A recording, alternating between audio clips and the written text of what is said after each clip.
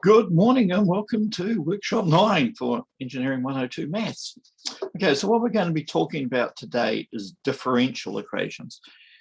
And differential equations are different from ordinary calculus in the fact that differential equations have a memory.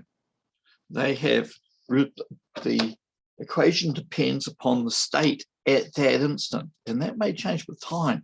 And this was actually one of the great tools that allowed us to do a lot of stuff in engineering.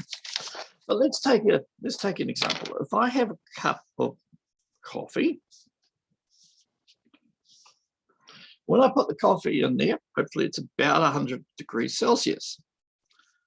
100 degrees Celsius. How fast is that heat escaping? Because heat is going to go from there into the outside world. Now, when that coffee's really hot at 100, say the outside is 20 degrees C, and it's 100 degrees C in the cup.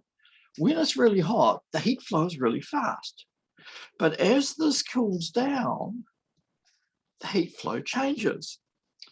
So with time, the temperature of the coffee, it starts at 100, and it will go down and become asymptotic with the outside. But you'll notice that the rate that we're losing heat changes. And in fact, it's much higher because remember the rate of heat loss is going to be related to the angle or gradient of that. As it comes down, heat loss gets less and less and less. And in fact, this is asymptotic. In theory, it never, ever hits there. But so the rate that we're losing energy depends upon the temperature in that cup. And the calculus that we've been showing you today, and the math that we've been showing you today, is not good enough to handle that.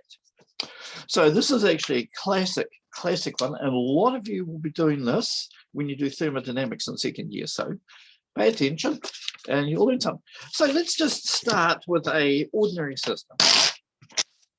Say we're going to start with, I don't know, we've got a wall and we've got it's hot on one side, and it's cold on the other, and we've got heat flowing through there. So that's going to be Q. That's our heat flow.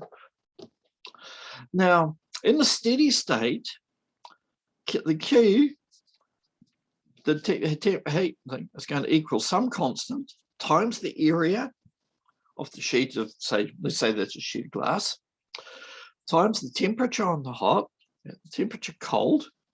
So the change in temperature is going to be important. And the thickness of the glass, or the length it's going to go across. That is the classic heat flow transfer equation.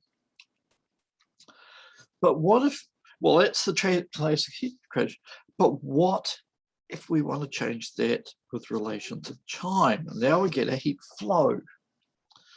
How can we get that? So what we'll do is we'll shift a whole lot of stuff into a single constant. We're going to shift K is going to equal, let's make kappa K is going to equal this time, little k A L. We're going to blob everything that's a constant together. So what we end up with, how do we end up with this? We end up with heat flow is going to equal that big constant, okay, times the temperature at a specific time minus the T cold or the T outside. Now, you'll notice now that we have a term in here, the temperature is dependent upon the time, and this becomes a function.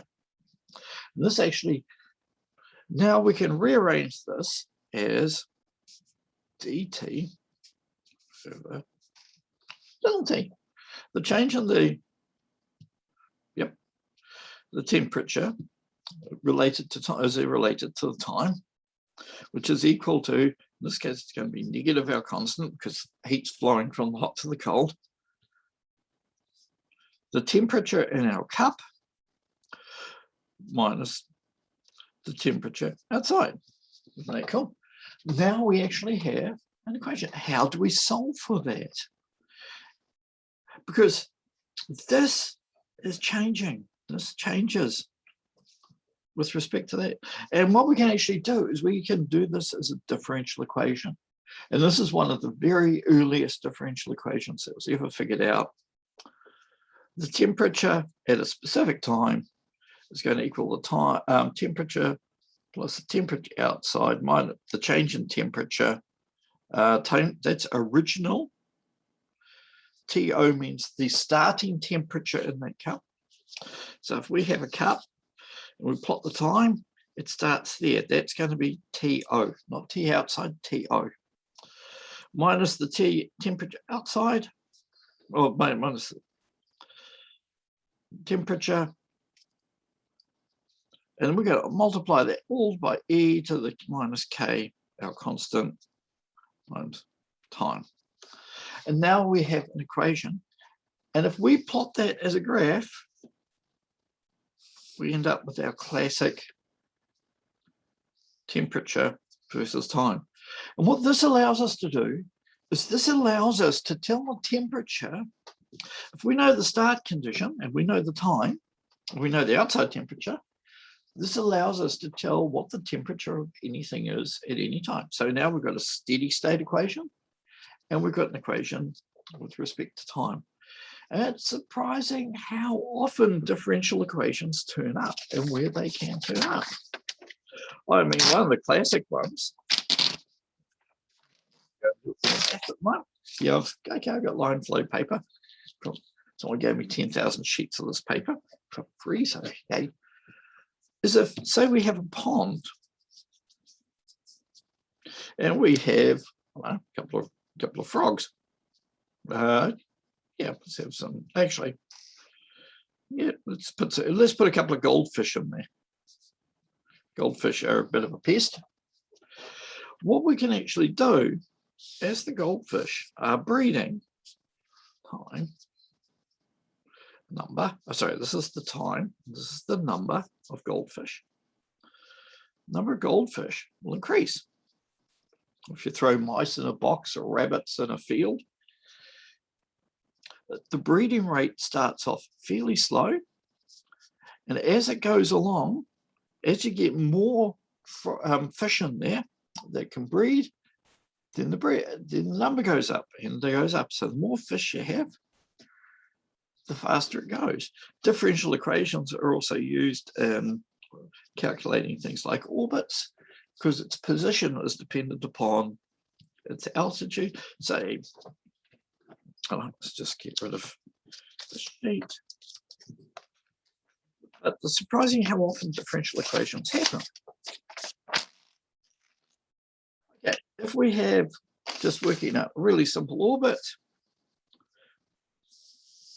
it's meant to be that is meant to be a circular orbit. It's not meant to be a fried egg. Okay, if that's a circular orbit, there's nothing real problem. But what happens if we have something like a Molyneux orbit and we want to work out the velocity anytime? Well, the velocity depends upon the position. Where if you're up here, the position, your position is changing. Your altitude, your height is going to change with time. As you're coming in, it gets lower and lower and lower. You get faster and faster and faster. And so at any point when you're working out your velocity, you need to know your height. So that means there's a history. We can use a differential equation now. Okay, that does look like a mutant potato. But differential equations are one of the classic engineering tools for things that are not at a steady state, when there is a history, when things are changing.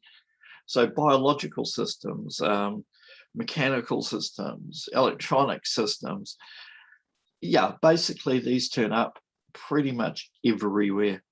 So unfortunately, you're going to have to learn. So what we've been doing is we teach you first order mechanical this week, well this year, in 102, we teach first order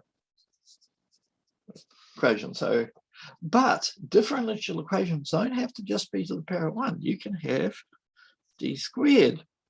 We can take second order, and that's a second order differential equation. You can have third order differential equations, fourth, But just at the moment, we're teaching you the basics of how to do a differential equation.